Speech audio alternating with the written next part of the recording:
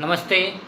BSTC second year अपना जो subject है विद्यालय संस्कृति प्रबंधन और शिक्षक, इसके अंतर्गत जो आज अपना जो टॉपिक है उसके अंतर्गत संविधान की जो संघीय राज्य एवं जो समवर्ती सूचियों में शिक्षा का स्वरूप के बारे में अपन अध्ययन करेंगे।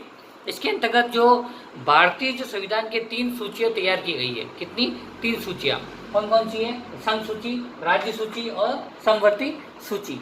इसके अंतर्गत जो भारतीय संविधान में जो सूचियों में तैयार की गई है उसमें संविधान में जो 1935 के जो भारत सरकार के अधिनियम संविधान स्वीकार किया गया और जिसके फलस्वरूप प्रत्येक राज्य सरकार को शिक्षा के प्रति उत्तरदायी ठहराया गया। और राज्य सूची के जो 11 में उद्घृत किया गया और शिक्षा विश्वविद्यालय सहित संघ सूची के उपबंध 63, 64 और 65 एवं जो 66 और समवर्ती सूची के उपबंध 25 के अतिरिक्त एक राज्य विषय है ना। तो उसके अंतर्गत जो बताया गया है, जैसा कि इसमें जो सरकार और विधायिका होती है उसमें की जो विषय पर जो कानून बना सकती है।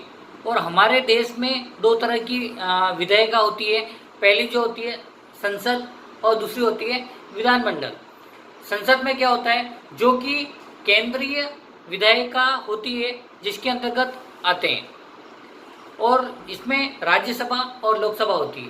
और विधानमंडल जो होता है जो कि राज्य में होती है और विधान परिषद और विधान सभा के इसके अंतर्गत आता है ना। तो ये विशेष तौर से आपको ध्यान रखना बहुत ही जरूरी है। फिर अपने इसी के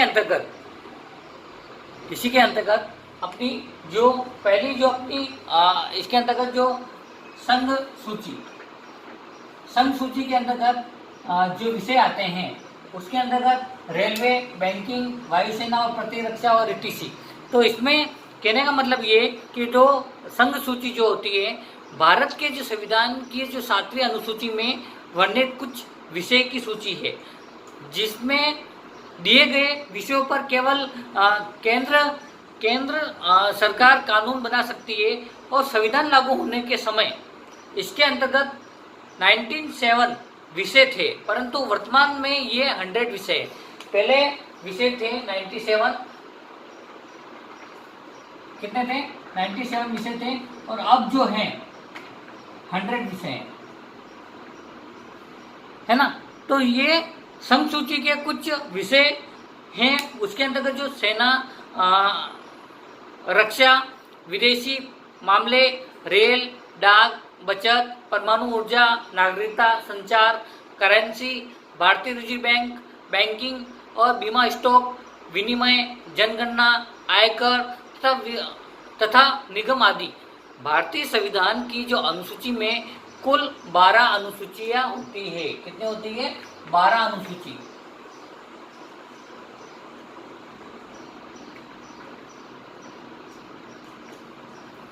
है ना।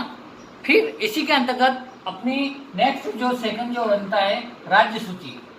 राज्य सूची के अंतर्गत जो विषय आते हैं कृषि, पुलिस, जेलखाना और ईटीसी। तो इसके अंतर्गत जो बताया गया है इसमें जैसे कि इस सूची में दिए गए विषय पर जो राज्य सरकार कानून बनाती है। कौन बनाती है? राज्य सरकार कानून बनाती है। राष्ट्रीय हित से संबंधित होने पर केंद्र सरकार की जो भी कानून बनाती है। और इसमें संविधान के लागू होने के समय इसके अंतर्गत 66 विषय थे। कितने थे? 66 विषय थे, है ना। तो अब वर्तमान समय में इसमें कितने हो गए? 61 विषय हो गए। कितने हो गए? 61 विषय हैं। तो इसमें न्यायालय जो विषय हैं, न्यायालय, राज्य पुलिस, जिला अस्पताल, सफाई, पशु, सिंचाई, कृषि, सड़क, वन, रेलवे, पुलिस और वन इत्यादि, है ना। तो ये इसके अंतर्गत बताया गया है। फिर अपनी आती है समवर्ती सूची। समवर्ती सूची के अंतर्गत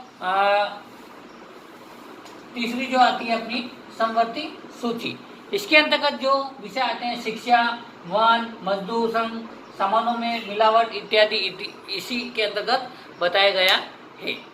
तो इसके अंतर्गत समवर्ती जो सूची होती है इसके अंतर्गत दिए गए विषय पर केंद्र एवं राज्य दोनों सरकारें कानून बना सकती है। केंद्र और राज्य, केंद्र और राज्य दोनों सरकारें कानून बना सकती है, परंतु कानून ही मान्य होता है और राज्य सरकार द्वारा बनाया गया कानून केंद्र सरकार के कानून बनाने के साथ ही समाप्त हो जाता है। क्या है कि राज्य सरकार द्वारा बनाया गया कानून केंद्र सरकार के कानून बनाने के साथ ही समाप्त हो जाता है। फिर इसमें जो संविधान के जो लागू होने के समय समवर्ती सूची में 47 विषय थे। कितने थे? 47 विषय थे। कितने थे? 47 विषय थे। और वर्तमान समय में इसमें 52 विषय हैं। कितने? 52 विषय हैं। तो इसमें 5 नए विषय हैं जो उसके अंतर्गत नापतोल,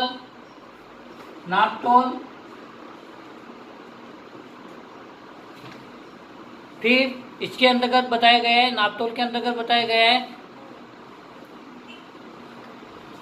नापतोल इकाइयां,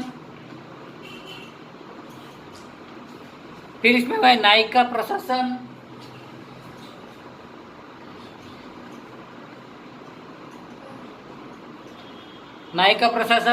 फिर इसमें और बताया गया है वन्य जीव और वन, और लास्ट बताया गया है शिक्षा।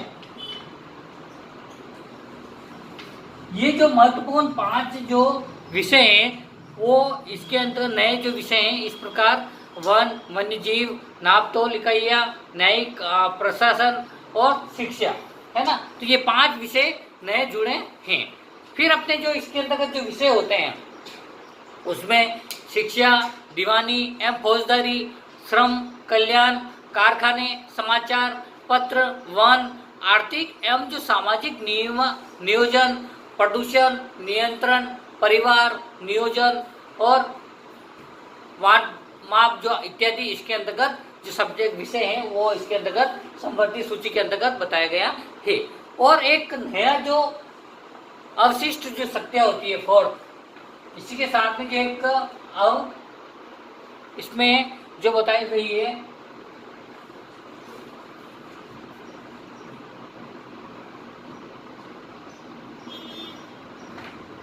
अवशिष्ट जो शक्तियां होती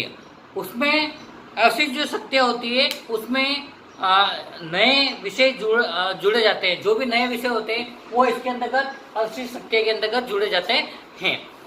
और इनको रखा गया है, किसमें रखा गया है? साइबर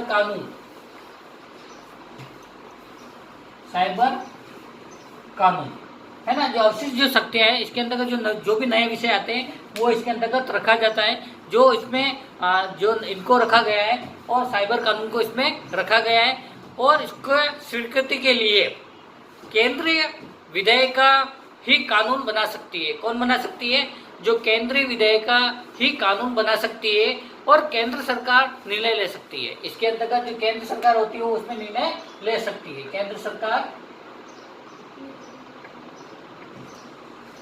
निर्णय ले सकती है। केंद्र सरकार होती है वो इसके अंतर्गत निर्णय ले सकती है ना।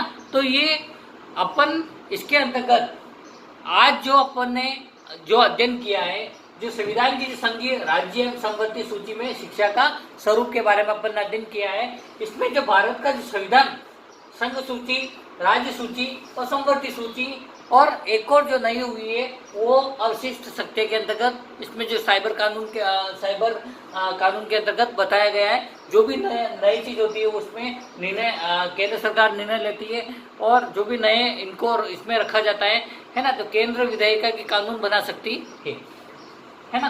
तो ये स्तंभ सूची, राज्य सूची और संपत्ति सूची और अवशिष्ट सत्य के अंतर्गत बताया गया है। ठीक है, आज के लिए इतना ही काफ़ी है। आप एक बार इसको नोटबुक में उतार लेना और ध्यान से इसको पढ़ लेना, सुन लेना अच्छे से, और विशेष तौर से ध्यान रखना। आज के लिए इतना ही काफ़ी है कक्षा को व्यवस्थित बनाने के लिए, और आप ऑनलाइन जो क्लास अटेंड कर रहे हो उसके लिए बहुत बहुत धन्यवाद। ठीक है, धन्यवाद।